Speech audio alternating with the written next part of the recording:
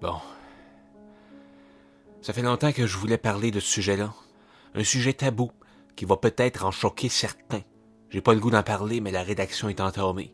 Je sors du garde-robe. J'aime les chars. Appelez ça comme vous voulez. Pollueur, imbécile à pneus, charogne à moteur, fou de transport, sniffeux de fuel, licheux de turtle wax, branleux de vitesse. Je le sais que j'ai perdu quelques amis en faisant cette déclaration, mais j'ai pas le choix. Je suis ce que je suis et je m'assume entièrement.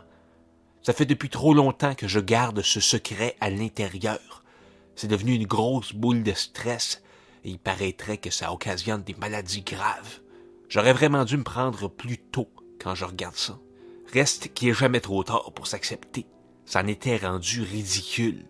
Quand la F1 a été annulée, je criais « Ben bon, bande de connards, maudit sport de riches, vous servez à rien sauf à détruire l'environnement et encourager le trafic autant humain que les bouchons de circulation. » Mais à l'intérieur de moi, le petit Karl pleurait. Et quand j'ai lu que François Lambert avait eu une crevaison sur sa Lamborghini, j'ai fait comme tout le monde de mon entourage et j'ai pété ma coche sur la futilité d'une nouvelle pareille. Mais au fond de moi, je le comprenais. J'ai versé une larme sur ma table de cuisine dans mon appartement, seul et incompris. La société est pas faite pour des gens comme moi, que je me suis dit. Devant le miroir, je ne me reconnaissais plus. La haine que j'avais envers moi-même était exponentielle. Je ne dormais plus. Je ne faisais qu'angoisser toute la nuit. Puis un jour, j'ai craqué. Je me suis mis à hurler et à tout détruire dans mon 1,5. Tout y a passé. Mon ordinateur, les miroirs, mes cannes de bin au lard, mon poster de Pierre Michaud, et j'en passe.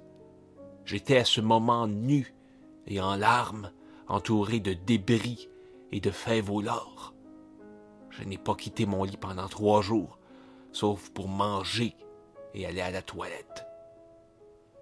Par miracle, mon téléphone cellulaire était toujours intact. Il a fini par sonner. C'était mon collègue et ami Serge. J'étais pas rentré au travail, mais ça l'avait inquiété, car j'ai toujours été extrêmement ponctuel dans ma vie. Je lui ai raconté la situation et il m'a suggéré de rester à la maison, en me disant qu'il viendrait faire un tour pour en parler.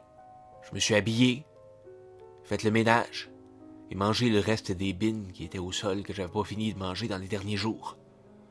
Quand Serge est arrivé, j'étais en train de recoller mon affiche de Jacques Villeneuve.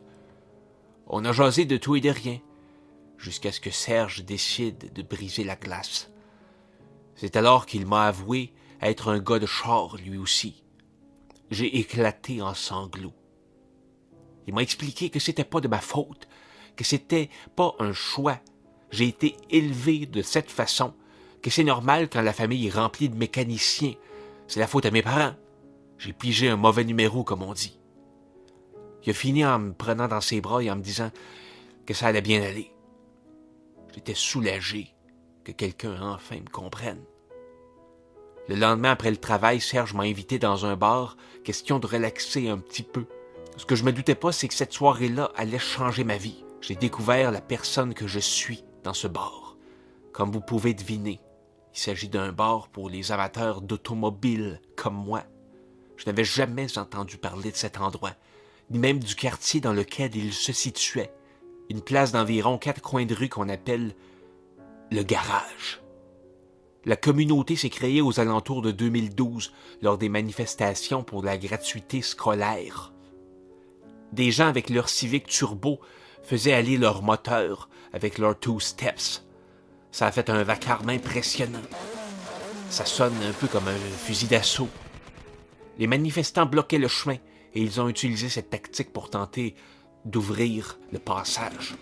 Plutôt que de leur faire peur aux manifestants, ceux-ci se sont attaqués à la voiture. C'est à coups de bâtons et de projectiles divers que le drame s'en est suivi. La belle Civic Wagon 1991, une rareté, a été démolie. Sans parler de son propriétaire, qui a lui aussi été démoli de l'intérieur. Cette personne-là, bien, c'était Serge.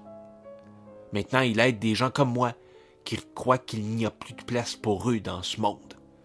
J'ai rencontré des gens remarquables, une communauté impressionnante avec une joie de vivre exceptionnelle. Je suis fier de faire partie de ces gens-là.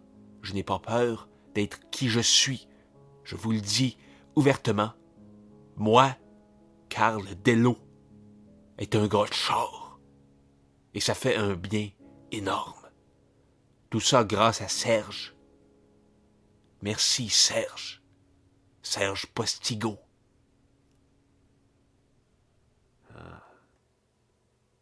C'est une belle histoire, ça, Carl. Une belle leçon de courage et d'authenticité. Bonne nuit, les amis. Bonne nuit et faites de beaux rêves.